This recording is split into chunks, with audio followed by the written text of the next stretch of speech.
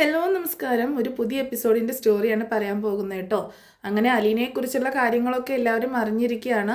എല്ലാവരും അല്ല, ബാലചന്ദ്രൻ അറിഞ്ഞത് അലീന അറിഞ്ഞിരിക്കുകയാണ്. പിന്നെ അലീന പോകുന്നില്ല എന്ന് തീരുമാനിക്കും.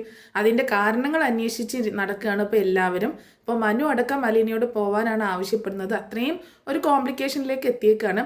ആ സമയത്ത് മുത്തശ്ശിയുടെ തീരുമാനങ്ങൾ, കൃഷ്ണയുടെ ആണെങ്കിലും ഒക്കെ ഇവരൊക്കെ അലീനയ്ക്ക് സപ്പോർട്ടായിട്ട് നിന്നിരുന്ന ആൾക്കാരാണ്. ഇപ്പോൾ എല്ലാവരും അലീനയ്ക്ക് എതിരായിട്ടാണ് നിൽക്കുന്നത്. അപ്പോൾ അതിൻ്റെ ഒരു സ്റ്റോറിയാണ് പറയാൻ പോകുന്നത്. അപ്പോൾ എല്ലാവരും സ്റ്റോറി മുഴുവനായിട്ട് കേൾക്കുക, സപ്പോർട്ട് ചെയ്യുക. നമ്മുടെ ചാനൽ ആദ്യമായിട്ട് കാണുന്ന ആൾക്കാരാണെങ്കിൽ ഒന്ന് സബ്സ്ക്രൈബ് ചെയ്യാൻ മറക്കരുത് കേട്ടോ. അതുപോലെ വീഡിയോ ഒന്ന് ലൈക്ക് ചെയ്തിട്ട് കാണാനായിട്ട് ശ്രമിക്കുക. ഹൈപ്പ് എന്നൊരു ഓപ്ഷനും കൂടി ഉണ്ട്, അതും കൂടി ക്ലിക്ക് ചെയ്യുക. എന്നാൽ നമുക്ക് നേരെ സ്റ്റോറിയിലേക്ക് പോവാം. അങ്ങനെ അലീനയാണെങ്കിൽ വൈജയന്തിയോട് ഞാൻ പോകുന്നില്ല മാഡം, എന്നെ പറഞ്ഞയക്കരുത് പ്ലീസ് എന്നൊക്കെ പറഞ്ഞ് കരഞ്ഞ് കാല് പിടിച്ച് നേരെ അടുക്കളയിലേക്ക് പോയിട്ടാണ് അവിടെ ഇങ്ങനെ തറയിലിരുന്ന് ഭയങ്കര കരച്ചിലാട്ടോ. അലീന ഇങ്ങനെ ഓരോ കാര്യങ്ങൾ ഓർക്കുകയാണ്. ബാലചന്ദ്രൻ സാർ ഇങ്ങനെ പറഞ്ഞതും ആ വോയിസ് റെക്കോർഡർ കേൾപ്പിച്ചതും ആ കാര്യങ്ങളൊക്കെ അലീന ഇങ്ങനെ ഓർക്കുന്നുണ്ട് കേട്ടോ. അത് ഓർക്കുന്തോറും അലീനയ്ക്ക് ഇങ്ങനെ ഭയങ്കര വെപ്രാളവും പരവേശമൊക്കെ ഇങ്ങനെ കൂടി വരികയാണ്. അയ്യോ ഇനിയിപ്പോൾ എന്ത് ചെയ്യും സാർ, എല്ലാം അറിഞ്ഞു, ഇനിയിപ്പോൾ ഞാൻ എങ്ങനെ ഇവിടെ പിടിച്ചു നിൽക്കാൻ എനിക്ക് പറ്റത്തില്ലല്ലോ എന്നൊക്കെ ഇങ്ങനെ ചിന്തിക്കാൻ, ഇവിടുന്ന് പോവാനും വയ്യ പോവാതിരിക്കാനും വയ്യ എന്ന് പറഞ്ഞ അവസ്ഥയാണല്ലോ എന്നിങ്ങനെ ചിന്തിക്കുകയാണ്. ശരിക്കും ചെകുത്താനും കടലിനും പെട്ട ഒരവസ്ഥയിലാണ് അലീന കടന്നു പോയിക്കൊണ്ടിരിക്കുന്നത്. അങ്ങനെ അലീന ഇങ്ങനെ അവിടെ ഇങ്ങനെ വിഷമിച്ച് കരഞ്ഞ് അവിടെ ഇങ്ങനെ ഇരിക്കുകയാണ്. അതേസമയം മനു ആണ് കടപ്പാട്ടൂർ വീട്ടിലേക്ക്, നെടുമ്പുരിക്കൽ വീട്ടിലേക്ക് വരുന്നത്. കാര്യങ്ങളൊന്ന് സംസാരിക്കാമെന്ന് പറഞ്ഞിട്ട് അപ്പോൾ വൈജയന്തി പറയുന്നുണ്ട്, നിന്നെ ഞാൻ വിളിച്ചില്ലല്ലോ, നീ എന്തിനാണ് വന്നത് എന്നൊക്കെ ചോദിക്കുമ്പോൾ ഞാനൊന്ന് സംസാരിക്കട്ടെ ആൻറ്റി, ഒരു കോംപ്രമൈസ് ആയെങ്കിലോ എന്ന് ചോദിക്കുമ്പോൾ ഇനി ഒരു ചർച്ചയും സംഭാഷണവും ഒന്നുമില്ല, സന്ധ്യ സംഭാഷണമൊന്നും വേണ്ട എന്ന് പറയാണ്. അതിൻ്റെ സമയമൊക്കെ കഴിഞ്ഞു പോയി, ഇനി അവളെ ഇവിടെ നിന്ന് അടിച്ചിറക്കുക, അത് മാത്രമേ ഉള്ളൂ എന്ന് പറഞ്ഞ് വൈജ അകത്തേക്ക് പോകുക കേട്ടോ. മനു ആണെങ്കിൽ എന്താ ഇപ്പോൾ ചെയ്യുക എന്നുള്ള മട്ടിൽ അവിടെ ഇങ്ങനെ നിൽക്കുന്നുണ്ട്. അങ്ങനെ മനു അകത്തേക്ക് കയറുന്നുണ്ട്. അകത്തേക്ക് കയറുന്ന സമയത്ത് വൈജയന്തി മക്കളും അവിടെ നിൽക്കുന്നുണ്ട് കേട്ടോ. അപ്പോൾ കൃഷ്ണയും ബബിതയും രോഹിത്തൊക്കെ മനുവിൻ്റെ അടുത്ത് വന്നിട്ട് പറയുന്നുണ്ട്, മനുവേട്ടാ ഞങ്ങളൊക്കെ അമ്മയുടെ സൈഡാണ്, ഞങ്ങൾക്ക് അമ്മ പറയുന്നത് കേൾക്കാനേ പറ്റത്തുള്ളൂ, അമ്മ പറയുന്നതാണ് ശരി, അവൾ എന്തിനാണ് പറഞ്ഞു വിട്ടിട്ട് ഇവിടെ തന്നെ നിൽക്കുള്ളൂ എന്ന് പറയണത്, അച്ഛനും അവളുമായിട്ട് എന്താണ് ബന്ധം, ഞങ്ങൾക്കൊന്നും മനസ്സിലാവുന്നില്ല എന്നൊക്കെ ഇങ്ങനെ പറയുന്നുണ്ട് കേട്ടോ. അപ്പം മനു പറയുന്നുണ്ട്, ഞാൻ സംസാരിക്കട്ടെ, ഇനി നിങ്ങളുടെയൊക്കെ എല്ലാവരുടെ ഇടയിൽ നിന്ന് അലീനയെ ഇവിടെ നിന്ന് രക്ഷപ്പെടുത്തി കൊണ്ടുപോകണം എന്ന് തന്നെയാണ് എൻ്റെയും ആഗ്രഹം എന്നിങ്ങനെ പറയണേ. അപ്പോൾ മനു ചോദിക്കുന്നുണ്ട്, അതെന്ത് വർത്താനം മനു നീ പറയണത്, അവളെ ഇവിടെ ഇട്ടിട്ട് കൊല്ലാക്കൊല്ല ചെയ്യണോ, ഞാൻ അങ്ങനെയൊന്നും പറഞ്ഞില്ല, അവളും പോയി രക്ഷപ്പെട്ടോട്ടെ, അവളും പോയി നന്നായി ജീവിക്കട്ടെ എന്ന് പറയണം, നിങ്ങൾക്ക് മാത്രം പോരല്ലോ നല്ല ജീവിതം, അവൾക്കും വേണ്ടേ എന്ന് പറയുന്നുണ്ട്. എന്നിട്ട് പറയുന്നുണ്ട്, ഞാൻ ഒന്ന് കാണട്ടെ സാറിനൊന്ന്, അങ്കിളിനൊന്ന് ഞാൻ കാണട്ടെ, ഞാനൊന്ന് സംസാരിക്കട്ടെ എന്ന് പറയട്ടോ മനു. അങ്ങനെ മനു ബാലചന്ദ്രനെ കാണാനായിട്ട് മുകളിലേക്ക് പോകുമ്പോൾ ബാലചന്ദ്രൻ പറയുന്നുണ്ട്, ഇങ്ങനെ പറഞ്ഞയക്കാൻ പറ്റത്തില്ല എന്ന് പറയണം. അപ്പോൾ മനു കുറേ ഇങ്ങനെ കെഞ്ചുന്നുണ്ട്, അങ്കിൾ കുറച്ച് ദിവസത്തേക്ക് മാറ്റി നിർത്തിയാൽ മതി എന്നൊക്കെ പറയുമ്പം ആ തീരുമാനം മാറ്റുന്നില്ല കേട്ടോ. അങ്കിളുടെ അവസാന തീരുമാനം ഇതാണോ എന്ന് ചോദിക്കുമ്പോൾ നെടുമ്പുരയ്ക്കൽ ബാലചന്ദ്രൻ ഒറ്റ തീരുമാനമേ ഉള്ളൂ, അതിൽ മാറ്റം വരത്തില്ല എന്ന് പറയാണ് ബാലചന്ദ്രൻ. എന്നാൽ ശരി അങ്ങനെ ആവട്ടെ എന്ന് പറഞ്ഞിട്ട് മനു താഴേക്ക് വരുന്നുണ്ട്. താഴേക്ക് വരുമ്പോൾ ബാലചന്ദ്രൻ എന്ത് പറഞ്ഞു എന്നിങ്ങനെ ചോദിക്കുകയാണ് വൈജ കേട്ടോ. വൈജ പറയുന്നുണ്ട്, എന്താ പറഞ്ഞെന്ന് ചോദിക്കുമ്പോൾ അങ്കിൾ അവളെ പറഞ്ഞേക്കാൻ തയ്യാറല്ല എന്നാണ് പറഞ്ഞത് എന്ന് പറയുമ്പോൾ അതന്നെ ഇവിടെ നടക്കുന്നത്, ഇനി അവൾ ഞാൻ ഇവിടെ വെച്ച് വാഴിക്കത്തില്ല, ഞാൻ പറഞ്ഞേക്കുക തന്നെ ചെയ്യും, ഇനി അവൾ ഇവിടെ വേണ്ട എന്നൊക്കെ പറഞ്ഞ് വൈജ കിടന്ന് തുള്ളണം. അപ്പോൾ മനു പറയുന്നുണ്ട്, ആൻറ്റി ഒരു കാര്യം ചിന്തിക്കണം, ഒരുപാട് വാശി കയറ്റരുത് ആണുങ്ങളോട് ഇടപഴകുമ്പോൾ കുറച്ച് സൂക്ഷിച്ചും കണ്ടും വേണം ഇടപഴകാൻ, അവരുടെ മനസ്സിൽ എന്താ കിടക്കണമെന്ന് നമുക്ക് പറയാൻ പറ്റത്തില്ല എന്ന് പറയുമ്പോൾ ഓ നിങ്ങൾ വലിയ ആണുങ്ങൾ വന്നേക്കുന്നു എന്ന് പറഞ്ഞിട്ട് ഇങ്ങനെ ഭയങ്കര ഇതിൽ സംസാരിക്കുക കേട്ടോ വൈജ.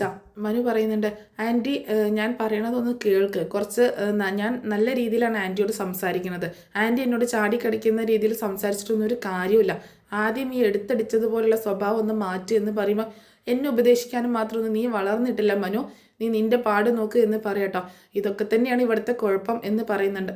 അങ്ങനെ മനു ആണെങ്കിൽ ഞാൻ മുത്തശ്ശി ഒന്ന് കാണട്ടെ എന്ന് പറഞ്ഞിട്ട് അങ്ങോട്ടേക്ക് പോവുകയാണേ. അങ്ങോട്ട് മുത്തശ്ശിയുടെ അടുത്തേക്ക് ചെല്ലുന്ന സമയത്ത് മുത്തശ്ശിയുടെ അടുത്ത് ചെന്നിട്ട് ചോദിക്കുന്നുണ്ട്, അലീന എന്തേന്ന് ചോദിക്കുകയാണ് മുത്തശ്ശി. അന്നേരം മുത്തശ്ശി പറയുന്നുണ്ട്, അവൾ എന്താ പോവാത്തത്, അവളെ പറഞ്ഞയച്ചതല്ലേ വൈജയ്ക്ക് ഇഷ്ടമില്ലാതെ അവൾ ഇവിടെ തുടരുന്നത് ശരിയാണോ, ഇനി അവൾക്കൊന്ന് പൊക്കൂടെ എന്നൊക്കെ പറയുന്നുണ്ട് കേട്ടോ. മുത്തശ്ശി എന്താ ഇങ്ങനെ ഒന്നും അറിയാത്തതുപോലെ സംസാരിക്കുന്നതെന്ന് ചോദിക്കുകയാണ് മനു. ഞാൻ എല്ലാം അറിഞ്ഞു വെച്ചുകൊണ്ടാണ് സംസാരിക്കുന്നത്, ഈ വീട്ടിലെ ആൾക്ക് ഇഷ്ടമില്ല, അവൾ പറഞ്ഞയച്ചിട്ട് ഞാൻ പോവില്ല ഇവിടെ തന്നെ നിൽക്കും എന്ന് പറയാൻ പാടുണ്ടോ, അത് തെറ്റല്ലേ, അവൾ പോകുന്നതല്ലേ നല്ലത്, അവൾക്കും അതല്ലേ നല്ലത് എന്നൊക്കെ മുത്തശ്ശി പറയുമ്പോൾ മനുവിനെ മനസ്സിലാവണം, മുത്തശ്ശിയുടെ സ്വഭാവം മാറി തുടങ്ങി എന്ന് അവന് മനസ്സിലാവട്ടോ. അപ്പോൾ മനു ചോദിക്കുന്നുണ്ട്, മുത്തശ്ശിക്കും അവളെ വേണ്ടതായല്ലേ, ഇപ്പോൾ മുത്തശ്ശിയുടെ ആവശ്യങ്ങളൊക്കെ കഴിഞ്ഞല്ലോ എന്ന് ചോദിക്കുമ്പോൾ മുത്തശ്ശിക്ക് വായടഞ്ഞു പോകട്ടോ.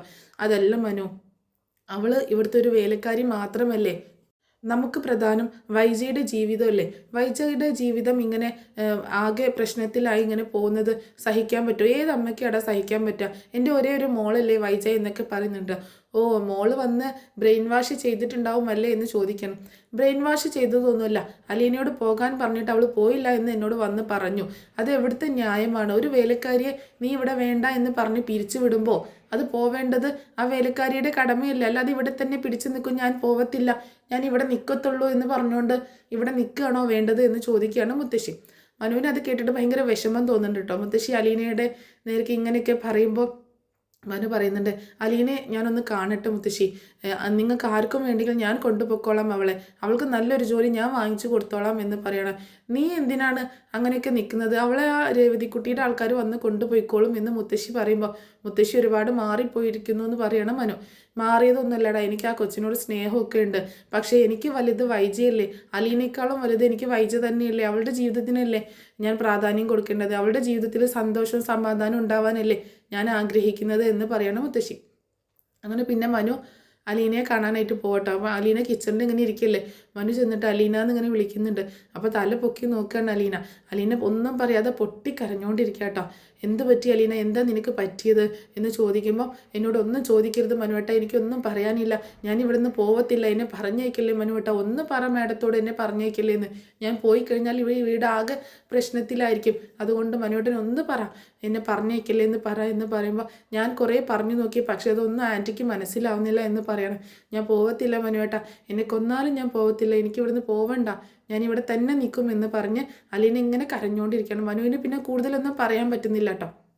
അങ്ങനെ മനു അലീനയുടെ അടുത്തുനിന്ന് ഇങ്ങോട്ടേക്ക് പോന്നിട്ട് വൈജയുടെ അടുത്ത് വന്നിട്ട് പറയുന്നുണ്ട്, ആൻറ്റി അവൾ പോകുന്നില്ല എന്ന് പറയുകയാണെങ്കിൽ കുറച്ച് നാളും കൂടി അവൾ ഇവിടെ നിൽക്കട്ടെ എന്ന് പറയാട്ടോ. അയ്യോടാ, നിനക്ക് എന്താണ് ഇപ്പോൾ അവളോട് ഇത്രയ്ക്ക് ഒരു സെൻറ്റിമെൻറ്റ്സ്? കുറേ നാളായിട്ട് ഞാൻ കാണുകയും കേൾക്കുകയും ചെയ്യുന്നതാണ്. അവളുടെ കാര്യത്തിൽ ഒരു ഓവർ സെൻറ്റിമെൻറ്റ്സും ഓവർ ടെൻഷനൊക്കെ ആണല്ലോ നിനക്ക്. അതിൻ്റെ ഒന്നും ആവശ്യമില്ല. എവിടുന്നോ വന്ന ഒരു വേലക്കാരി, അവൾക്ക് ആ കഴക്കൂട്ടത്തേക്ക് അങ്ങ് തിരിച്ചു പോയാൽ എന്താ കുഴപ്പം? ഇവിടെ നിൽക്കേണ്ട കാര്യമൊന്നുമില്ലല്ലോ എന്ന് ചോദിക്കുകയാണ്.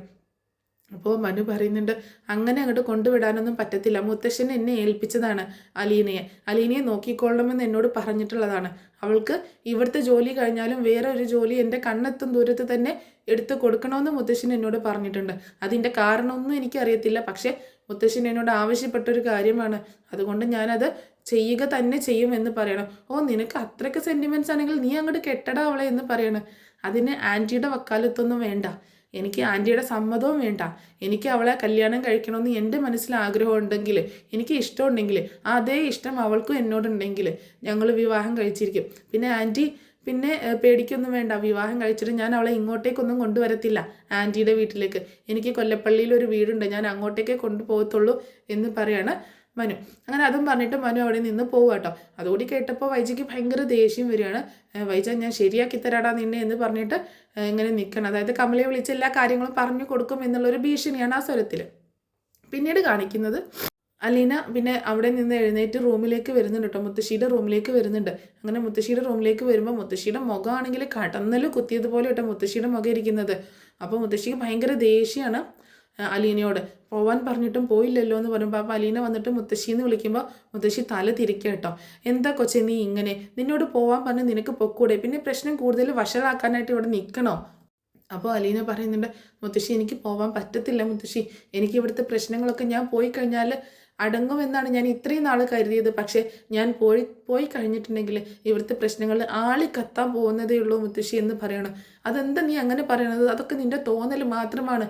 ബാലചന്ദ്രൻ എന്തൊക്കെയോ പറഞ്ഞ് നിന്നെ തിരിപ്പിച്ച് വെച്ചേക്കുന്നതാണ്, അങ്ങനെയൊന്നും സംഭവിക്കാൻ പോകുന്നില്ല, നീ പോവാൻ നോക്ക്, ഏതായാലും വൈജയെ കൂടുതൽ ദേഷ്യം പിടിപ്പിക്കാൻ നിൽക്കണ്ട എന്ന് പറയണം മുത്തശ്ശി. മുത്തശ്ശിക്കും എന്നെ വേണ്ടാതായി അല്ലേ എന്ന് ചോദിക്കുകയാണ് അലീന. ആ സമയത്ത് ഭയങ്കര സങ്കടപ്പെട്ടിട്ടാണ് ചോദിക്കുന്നത്.